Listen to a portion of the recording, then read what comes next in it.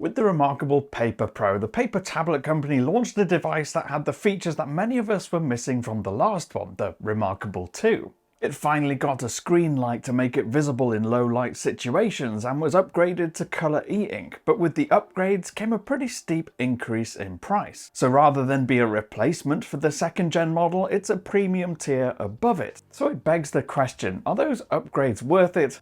Should you stick with your ReMarkable 2, or if you haven't bought either of them yet, save money and buy the older model? I'm Cam Bunton, this is Trusted Reviews, and in this video I'm going to answer those questions. Now, one of the first big differences you'll notice is pretty obvious. The Paper Pro is bigger. Quite a lot bigger in fact, down to the fact that it has a larger display with a light and a bigger battery. All of that means the tablet is wider, taller, thicker and heavier. Where the ReMarkable 2 had this feeling of almost being impossibly slim, the Paper Pro doesn't. It's quite hefty and isn't as comfy to hold one-handed if you're in the habit of using it that way to read documents and books. However, it's got an all-aluminium back, where the previous model had a soft textured glass that matched the glass on the front. The rubber feet in the corners are much larger too, so it feels more stable when placed down on a desk or a surface to write on, and feels less likely that they'd be worn off, where those little nubbins in the ReMarkable 2 are pretty tiny. ReMarkable even went to the trouble of adding grooved textures to the edges. It says to mimic the feel of holding a stack of paper. Now, while in some ways it might seem like a bigger, heavier device has too many downsides, there are benefits to this as well. As I mentioned, one of them is that it feels more stable when you're just writing on it hands-free without having to hold it in place. Secondly, the larger display also means it feels less constrained by margins or bezels when you are writing. I'll talk more on that later when discussing displays, but that extra space makes a big difference. It also has the knock-on effect that if you use it with the upgraded Type Folio with a built-in keyboard, you get a more expansive keyboard with bigger keys, and that means much easier touch typing. And since we've just swerved onto accessories, let's go there. Because these are a consideration too. Most notably, the new marker, ReMarkable's stylus, has been upgraded for the new model as well. It feels grippier and has a more durable tip on the end. And having that more durable tip is important too. In my experience, the tip on the end of the last one was so soft it doesn't seem to take much time at all to wear a bit thin or change shape with constant usage. The newer tip design is a lot more rigid and hard wearing. It's probably also worth noting here that your old marker won't work on the new tablet, and the new marker doesn't work on the old one. What's more, the magnet that holds it to the side of the tablet feels stronger, so it's less likely to be knocked off and get lost. It's also got a battery in it this time, and that recharges as the pen is attached to the side of the tablet. Even the folio cases have been upgraded too for this new larger device. One of my biggest frustrations with the last folio case was that there was nothing there to hold the pen in place. And the magnets on the pen were pretty weak, so I'd often lose it or it would get knocked off and lost down some cushions in the sofa somewhere. With the new one, you get a tab that wraps around the side of the device and helps hold your stylus in place, so it's less likely to go missing. All of this is to say that when it comes to those little things like typing, writing, moving around with the tablet, it feels less hampered by things like space, or worrying about losing my pen, which, as I said, I've done many times with the ReMarkable 2. But let's get to the good stuff. We need to talk about that new display and what it brings in terms of benefits and what it brings in terms of negatives versus the old one, because actually there are some. I've already mentioned that larger size making it less cramped, and that really does make a difference. When writing, it feels less constrained by margins. And also when reading documents or ebooks, I didn't have to zoom in or scroll as much. The other big improvement is really obvious, and it's the lighting system.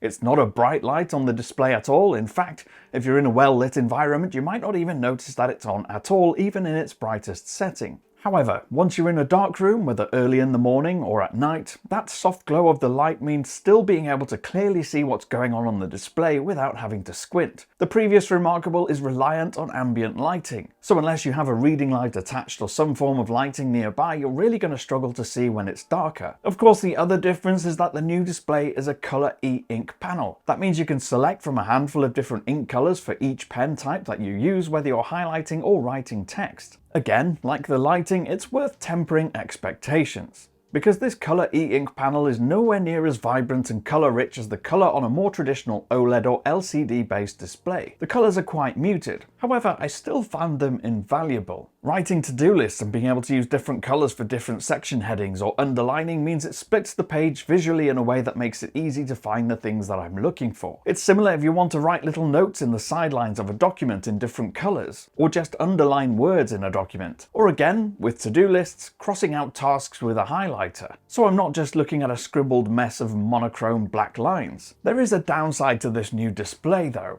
and it's all to do with visibility and contrast. Just glancing at it from different angles and looking at plain black handwriting or text on a clean background, the panel isn't as lightly coloured or maybe as reflective as the older panel. And so I found, generally speaking, there's a higher contrast level between the background and the text or the writing on the ReMarkable 2, making the older one easier to read most of the time, at least when there's light around you. So in that very specific way, the older one is actually better. Basically, if you need the higher contrast for better visibility, the older model will serve you better, as long as you're in an area with good light, of course. Now, speaking performance and features for a bit, I think there's another area you can see the upgrades. There's a sense, to me at least, that the display seems to refresh faster on the new model. Not that the old one is slow to respond to writing by hand, but the newer one seems more responsive. And I saw this more clearly when typing on the Typefolio keyboard. I didn't feel like I was experiencing the same delay between pressing the keys and seeing the letters appear on screen. And battery life, well, that very much depends on how you use it. The lack of backlight on the old model means it's very battery efficient. And if you use the backlight more, it'll drain the battery quicker. But if you only use it during the day with the light off, you might just find it'll last a lot longer than the promised 2 weeks of battery, which is similar to what you get with the ReMarkable 2. In the original testing with that tablet, we managed to get it to almost a month before plugging it in to charge it. So if you don't use it every day, I think you can easily get away with 3 to 4 weeks on a full charge with either of these two devices. Again, depending how you use it and how you set the backlighting on the new one. Feature-wise though, they are largely the same because they use very similar software. You can do things like select chunks of handwriting and turn it into text, or integrate with your Google Drive, Microsoft OneDrive or Dropbox accounts to gain access to documents in other places. And the good thing about ReMarkable is that it's constantly improving its functionality and will drop these features as a software update for free at various points. So even though the ReMarkable 2 is 4 years old now, the software feels pretty much exactly the same as what's on the brand new ReMarkable Paper Pro. So you're not really missing anything. So in the end, the differences between these two are pretty clear. The things that stand out to me as improvements are the size and the light on the display, making it easier to write on and see in low light, and easier to type on with the Typefolio and the pen being more durable. Colour, of course, makes a difference. But here's the thing, despite all of those improvements, which I really appreciate, the added cost that comes with them and the accessories if you want them means that I would still recommend most people get the ReMarkable 2. Yes, the display is smaller and doesn't have a light, but you can pretty much do all the same stuff. And you have a tablet that's smaller, lighter, slimmer, easier to carry around, and it'll save you a good couple £100 or dollars. If you're absolutely set on the larger one with the light and the colour screen, absolutely go for it. It is a wonderful, wonderful tablet. But if it's the features that matter the most and saving money, the ReMarkable 2 will do just as grand a job. Now, if there are things in this video I haven't covered that you would like to know the answers to, you can use the comments down below, or you can grab me on social media. I'm at Cam Bunton. If you did like this video, please do leave a thumbs up, subscribe and tap that notification bell, and I'll see you again in the next one. Thanks so much for watching. Bye bye.